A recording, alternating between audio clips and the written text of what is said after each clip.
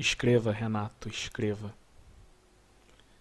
Conforme Renato caminhava pelas ruas de Cabo Frio à noite, as sombras o perseguiam. Ele as via vez ou outra, nos cantos dos olhos, por cima do ombro. Às vezes chegavam perto demais, prestes a envolverem os braços do rapaz com seus dedos esquálidos e escuros. Alguns poucos transeuntes passavam por ele, despreocupados, pensativos. As sombras não os incomodavam, mas Renato as via e fugia em passos largos. O crime dele não era segredo para elas.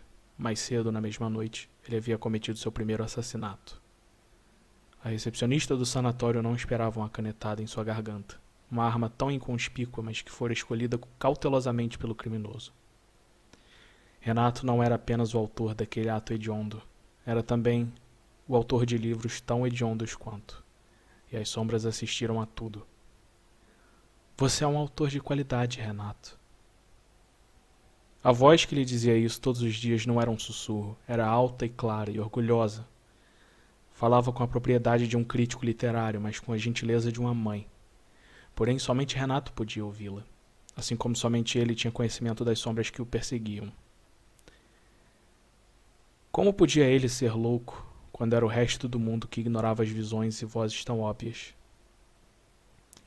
O cansaço o fez deitar-se num banco próximo à praia. As sombras pairavam ao seu redor, mas ele não se importava mais. Havia alcançado o lugar onde passou grande parte da sua adolescência. E se seu destino fosse a morte, que morresse ali mesmo. Contudo, não veio morte, nem sombra, nem quem pudesse incomodá-lo. Veio somente a voz amigável e familiar para confortar seu sono. Durma bem, doce príncipe, você merece. Fez um ótimo trabalho. Amanhã, de volta aos manuscritos.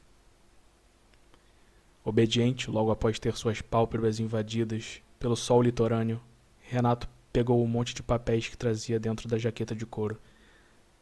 Ele tentou usar sua caneta da sorte, mas já não era mais tão útil após ter sido batizada no sangue inocente de uma mulher. Irritado, o jovem a atirou em direção à praia, onde uma turista solitária tirava fotos do mar. O mar estava sempre lá, copulando com a areia dia após dia, toda a bendita hora. O ritual já não tinha novidade alguma. Não era interessante. O mar de Cabo Frio não era bonito. Qual era o grande atrativo? Porém todos gostavam dele, e por isso estava presente em muitos dos textos de Renato. Ele crispou os lábios e franziu o senho. A mulher era, sem dúvida, de um lar longínquo. Nunca havia visto água salgada, nunca experimentou a maresia. Ele caminhou até parar ao lado dela, e lado a lado, próximos como estavam, para o resto do mundo era um casal. Ela via a manhã através da tela de sua câmera digital. Suas sobrancelhas, intocadas pelo fio de qualquer navalha, uniam-se sobre seu nariz, como se uma ponte repousasse entre elas. Cobriam seus olhos pequeninos incomodados pela claridade. Ela não ligava para nada além de suas fotos. Renato sentou o punho no queixo da moça. Não houve grito nem luta. Ela caiu na areia como se houvesse perdido a vida. O rapaz tinha dinheiro bastante no bolso para alugar um quarto numa pousada. Sem camisa, deitou-se na cama e limpou tudo que havia naquela câmera. Fotos de férias, de festas, de mulheres e crianças. Todas foram apagadas da biblioteca digital daquele cartão de memória. Esse espaço todo seria utilizado para que Renato pudesse depositar seus pensamentos. Ele conversava com a câmera e ela o ouvia com toda a atenção do mundo. Ela o fazia sentir-se interessante e especial.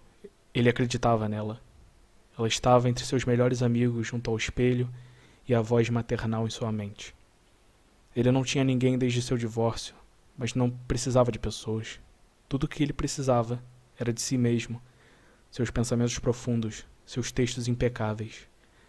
Pouco importava que estivessem repletos de erros. Consertá-los era o dever de um editor, e Renato era um artista que apunhalava a si mesmo no peito com uma caneta e deixava seu sangue cascatear sobre o papel. Porém fazia isso em metáfora, não literalmente, como com a recepcionista da clínica.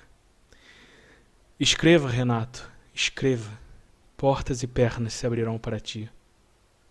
As sombras nunca mais o perseguiram.